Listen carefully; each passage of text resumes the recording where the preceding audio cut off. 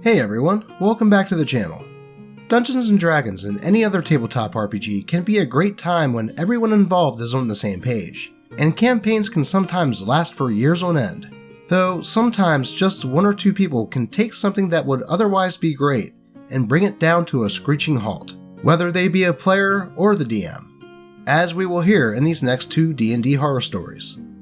But first, it's time for the like and comment kitten.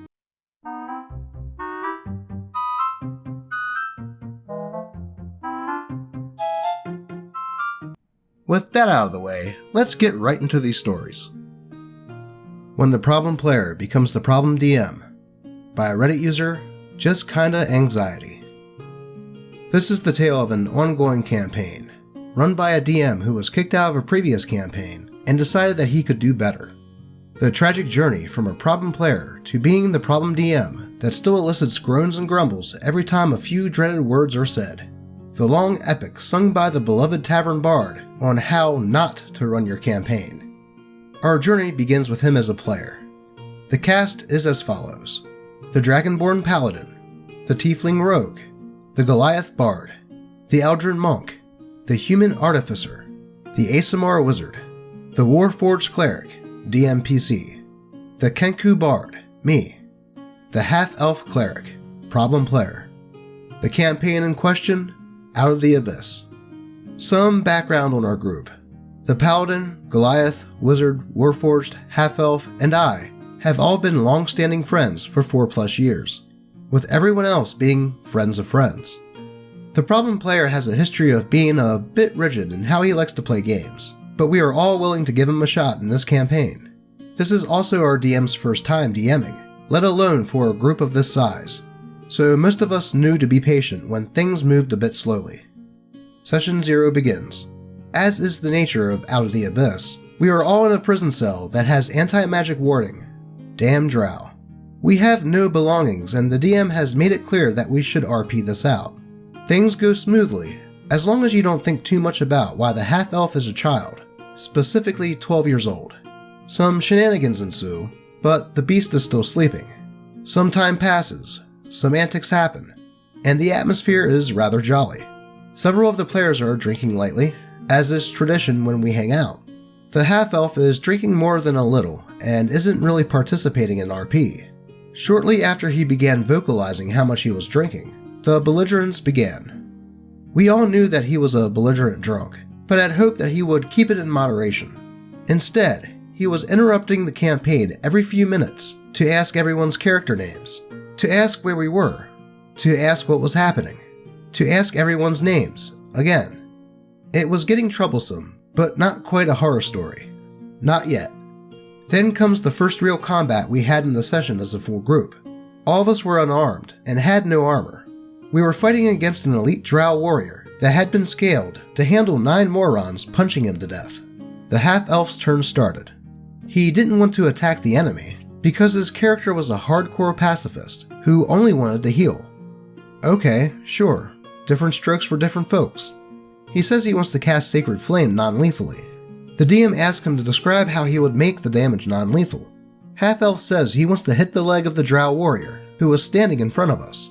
The DM and one of the players who has DM'd for several years piped up that because Sacred Flame specifically states that it comes down from above, it could not be aimed at the leg of the standing enemy.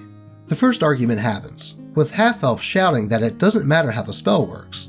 The DM puts his foot down and says that Sacred Flame can't be cast like that, giving Half-Elf the option to choose another action. Half-Elf chooses to forego his turn and do nothing, specifically because his character is a pacifist. Another round passes. I manage to knock the enemy prone, so naturally he has to stand up. We all get attacks of opportunity. We take our turns, and then the half-elf's turn comes up. After asking what attack of opportunity means, he decides that he will not attack the enemy because he did not take the Warcaster feat. We started at level 5. And is upset that since he couldn't use a cantrip, he won't punch the man because he's a pacifist. That is, until his round comes up again. He has decided that, for whatever reason, he wants to punch the enemy. However, he misses due to the parry reaction that the enemy had. The word parry now elicits a fear response in me because of what followed. The pacifist half-elf who made it very clear that he didn't believe in harming anyone, is now throwing a tantrum because adding a +3 to AC as a reaction is now the most overpowered reaction that an enemy could take, despite the fact that, in theory, his character would be okay with the fact that he couldn't do damage. Half-Elf goes off on a raging tangent on how he would make a multi-class character who could parry 5 times a turn. The DM chuckles in a bewildered and tired manner. Some of the more assertive players tell him to shut up, and he does, at least for the time being. The session continues. Half-Elf is back to slurring, repeatedly asking for names, locations, and generally to relay everything that's happened, every 5 minutes. Everyone is tired, but we haven't gotten far into the session. We have just gotten our belongings and need to escape. Half-Elf is barely paying attention anymore, rambling and singing. We trudge on, until around the 7-hour mark in the session. Half-Elf had been rambling about games he enjoyed, and brought up the comment that nobody should enjoy a game where a character could get injured or even die, and that the only fun way to play is to focus on healing and shielding against damage. One person brings up that people find enjoyment out of different playstyles. That was the wrong thing to say, as Half-Elf erupts into another angry rant. The question, what's the point in playing a game if you can get hurt or die, lives in my head rent-free. The only way to play a game is to min-max it. Everyone else is wrong for wanting to play another way. Everyone else is stupid. The other players begin to say that it's not nice to downplay other people's enjoyment if he doesn't personally like it. He retorts with, quote, "I never said that," before being promptly banned from our small D&D server because he kept trying to deny that he said such things. In the messages with a mutual friend, he was mad at the DM because, quote, "What's the point of taking away our equipment if we just get it back 3 sessions later?" It was 4 hours later, in the same day, but okay. And, quote, "I don't want to play a game where you need the sacred cock of Messiah to cast cantrips," were amongst the most interesting quotes, as well as his drunken rambling on how the DM was whipping and chaining him to turn him into a subservient person. This led him deciding that he wanted to DM his own campaign. A couple months later, his homebrew campaign was up and running on a weekly basis. There have been 6 sessions so far, and after the 3rd session, one of the players has begun crafting their own campaign, because we all love our characters, but not this DM. Alas, we are starved for D&D content, so we grit our teeth and bear it. Just don't play, I hear you cry. But understand that we are all starved for content, and have fallen in love with our own characters, and this is the only DM we knew. In this homebrew, styled as an arena tournament with an overarching story, we have our cast: the ASMR Cleric, the Goliath Paladin, the Gnome Sorcerer, the Kenku Warlock, me. As a quick background to the characters and dynamics, the Cleric and Paladin's characters have known each other since before the session began, and are in a relationship of sorts. Their players also are now in a relationship outside of the campaign, and the DM is jealous because the DM had previously been crushing on Cleric's player. I only include this detail because it's relevant to the problem DM's problematic actions. Here he stands, evolved from the problem player into the problem DM. His transgressions are great and unforgivable. There are so many and so convoluted that they cannot be told as a story, but rather as a list of crimes against humanity. Or, at the very least, crimes against role-playing. Within the arena, you cannot die or be permanently maimed in any way, removing any and all tension it could have. He always includes a healing character in every encounter, further reducing any tension or threat. He has injected his own character into Cleric's backstory, without consulting the player. He only focuses on interactions on the Cleric, or forcing his own characters into a situation. He constantly speaks over any attempt at roleplay, sometimes gently urging, sometimes blatantly ignoring what's happening. He does not provide any roleplay opportunities for the characters except for the Cleric or his own characters. He focuses combat on the Cleric, often moving enemies straight past the Paladin who stands guard. He interrupts roleplay with his ukulele when he gets bored. He makes the Cleric roll unnecessarily, rolling to talk to a guide, rolling to describe a mask when a reference image was provided, but the player was stuttering, rolling to understand what a deaf child meant when it wrote deaf on a paper. Despite having a detailed backstory on the cleric's relationship with their diva, roleplayed the diva as an almost exact opposite for reasons completely unknown. He cannot scale enemies at all, which wouldn't be included in this kind of list as a first-time DM, but we should not be facing 3 enemies capable of multi-attack that can do 15 to 20 damage per hit when we are level 2. After the sorcerer was downed, not killed, because of the aforementioned multi-attack, the DM tried to claim that she was disqualified from the arena as a whole, which was not previously established as what happens when a character is downed. He has also rejected help from players with experience in balancing enemies when offered. He makes the other members of the party roll perception to understand my Kenku when no NPC has to do the same. On multiple occasions, has spoken over my Kenku and summed it up as, quote, "You managed to communicate this," instead of letting me roleplay it out. After an enemy was taken out in one attack, and the cleric wanted to gauge everyone's health, the DM insisted that it would now take a bonus action to do so. He backed down after everyone reminded him that characters get 6 seconds of free talk. A mimic spat at the cleric, dealing damage, and when the cleric wanted to use a spell to attack the mimic, the DM refused because the paladin was standing in front of the cleric, despite the fact that the paladin didn't take damage from the mimic's attack. The mimic was meant as a puzzle that would be solved through the mending spell. None of us had that spell. He was unwilling to find another solution, and even backtracking on the mimic's description to prevent us from trying. For example, the DM mentioned that a healing spell wouldn't work because it is a box. When the combat started and fire was used, the DM mentioned that it was not weak to fire because it is not a box. Characters were also marked as taking an evil action for attacking the mimic after we realized we couldn't help it, due to not having one specific spell. Even characters whose players discussed stealing from the mimic, despite their character not partaking, insisted that his enemies could attack again as a bonus action because the damage would be smaller. Complains that our characters are too strong while referring only to the sorcerer who uses metamagic or the cleric's spiritual weapon.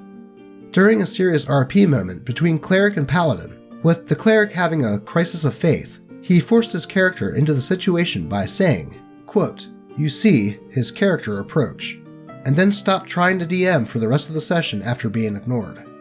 Stopped DMing entirely for the session after the paladin, who has been getting fed up with the DM, reacted aggressively to one of the DM's characters. When I asked the DM what his rules are about awakened mind and telepathic speaking with my Kenku, he asked me if it really mattered because I don't talk much anyways, knowing that I am someone who has trouble communicating. An enemy was on the map, behind a pillar. I said I wanted to attack it, and the DM asked why I would think to attack there. I said it was on the map. The DM deleted that token and said, quote, "You can't see it," with no further elaboration. His special character has a D50 for healing, although he claims that this is in no way overleveled compared to our then level 3 characters. Anytime the players want to do something the DM didn't account for, he blocks access any way he can, ranging from consequences like being disqualified from the arena fights, meaning the player would need a new character, to repeatedly saying, quote, "You can't do that," to any and every way the players want to find a way around the apparent roadblock. The railroading is so bad that taking a trip to the library is forbidden, and no roleplay attempts to get in are allowed.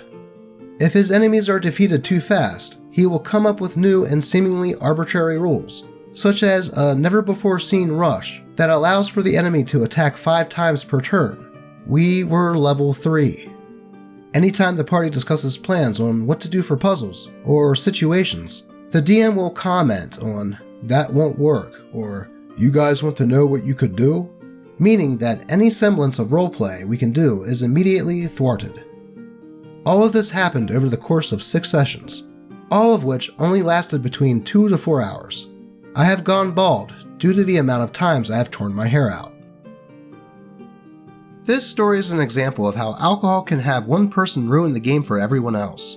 Drinking while playing in and of itself can be fine when done in moderation, though some people can't just handle their drink. And that list of grievances was pretty astounding. You can forgive some things, especially seeing how they were a first-time DM, but stepping on players' roleplay, making puzzles that the party has no way of solving and then shooting them down anytime they thought outside the box, and the huge scaling discrepancies when making encounters are just some of the things that would make this game totally unenjoyable. I'd say this definitely falls under the umbrella of no D&D is better than bad D&D. Though, what do you think? On to the next story. Accused of metagaming based on a hunch, by Reddit user D&D is Life 2021. My character is a level 6 druid with a +8 to insight and +8 to perception. He is over 100 years old and has spent most of his life living in a town full of evil creatures. He owns a small herbalism shop in the middle of the market and spends most of his time watching people interact with one another. Last session, we read a journal from a powerful sorcerer that was the main cause of evil in the town. According to the journal's last entry, she was trying to escape and had a history of performing experiments directly related to another character, called Cain's Source of Power. He used her journals to perform her experiments on himself, and is the only person known to have survived these experiments. He is a blood hunter. My character immediately thought that, should she escape, she would want to seek out Cain in order to find out why he survived that ritual. Later, one of the characters called Zydo walked to his father's funeral with a girl we had never really met before. He had never talked about her in detail, and she kind of appeared out of the blue. They were, let's say, very close. This was odd to my character because Zydo is a pretty awkward guy, and she was, well, above average in looks. I joked that she was probably the BBEG from the journal, because there's no way Zydo could pull that off. The group discussed my theory in great detail, and I explained my train of thought. During the session, I followed my hunch and introduced myself to Zydo and his girlfriend Mel. I placed my hand on her shoulder to see if she had some sort of disguise spell. She didn't. I then began asking questions, and with my +8 insight, I quickly noticed something was off. She didn't remember exactly how they had met. Zydo then said after much hesitation that he saw her in public and approached her. This made absolutely no sense, because Zydo is an extremely awkward and nervous character. Approaching an attractive girl like that in public takes a lot of guts. Having rolled an intelligence check of 20 and several insight checks of 20+, I followed up on my hunch by casting Detect Magic. She immediately gave off transmutation magic, which gave me more reason to believe something was off. The DM described, quote, "Her eye twitches with anxiety as your spell goes off. A normal commoner that owns a general store shop has transmutation magic? Suspicious." I wanted to use Dispel Magic to confirm my suspicions, but the group told me not to disrupt the ceremony. So I watched over Zydo to make sure nothing bad would happen, as a big brother would do. To clarify, my character has a habit of talking to new NPCs that enter our inner circle as to get insight into their motives, etc. I am very protective of my new family with players. I have on several occasions vetted NPCs that I had a hunch about, so this was nothing new for me. Eventually, a horde of skeletons and undead burst into the church. The group fought them off as I protected the civilians in the back and followed/watched over Mel. Out of character, I love combat, and sacrificing 5 turns of combat, waiting, and watching her based on my hunch was pure torture. But I did what my character would do. Protect Zydo, make sure that Mel wasn't evil, and look after the civilians. Eventually, my hunch paid off as she turned into a mind flayer. I cast my ready to action of hold person as to not hurt it. Then I turned into a bear and carried it into the main room in front of everyone. I attempted my best to instruct the group not to kill it so that we could interrogate it and get answers. The other players know that I often do this with our enemies. The DM had one of the NPCs shoot it in the brain and kill it, despite our attempts to knock it out and tie it up. I used my last spell slot to cast Wall of Wind to protect our escape from the horde, and put myself in grave danger, carrying the body out of the church to get answers later on with Speak with the Dead. I asked some of the others to do it, but nobody would listen and nobody communicated. As a result of that, one of the players chewed me out, saying they should kill me because I put the dead body ahead of forcing Cain to follow us. I tried to get Cain to follow us, but Cain listens only to himself. I brought the body with us, that way we would find out why I was tricking Zydo, and if it was indeed the sorcerer that escaped. The session ends, and Cain and another player immediately accuse me of metagaming for following my hunch, claiming that I was basing my assumption on an awkward hug between them that I wasn't there to witness. I don't remember this hug, nor did I theorize that she was evil based on that. But because I ended up being right and my hunch paid off in the end, the two players accused me of cheating and, quote, ruining their fun. As I tried to explain my reasoning, and the fact that the entire reason we talked about it last week was because of my hunch based on what I know about Zydo, Kane began screaming at the top of his lungs at me, and the DM decided that we should end the conversation there. Kane has a history of having anger issues, and players have left the game in the past due to his abusive behavior. We have had group discussions about kicking him, but he's still here. He believes he is the one who should control the narrative of the game, because he's the player who has been in the game the longest. I am honestly thinking about quitting after tonight. I love the game and most of the players, but being accused of cheating simply for following my hunch, which luckily turned out to be right, and playing my character the way I've always played him based on his history, motives, values, etc. kind of hurts. If I'm going to be insulted every single time my insight/wisdom pays off as a druid, what's the point of playing at all? Analyzing situations is what I love the most about D&D and my character, and now I feel like I can't do that without setting those two hotheads off. I would love some advice. Wow. Honestly, the way it sounded, OP definitely played into his character and didn't even come close to metagaming in any way. It sounds like the other two players that hounded him for doing so were just jealous that his character got the spotlight for a moment when his character figured out that something was up with Mel. Honestly, I feel this is one of the good examples of it's what my character would do, and the other two players were way out of line to treat OP like they did. Honestly, at that point, the DM should have stepped in and called them out for being dickheads. As for my advice, I would say talk to the DM and tell him how you feel. I would take the stance that if it happens again, that you don't want to play in the game anymore. Maybe talk to the other players that you like and ask them to say something as well. Hopefully that would make the DM talk to the players in question and come to some sort of resolution. Otherwise, again, no D&D is better than bad D&D. Though I'd also be curious to what advice all of you would give. Anyways, that will do it for today's video.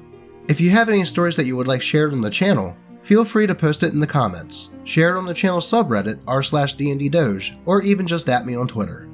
As always, I appreciate all of you and hope all your games are entertaining and fruitful. Until next time.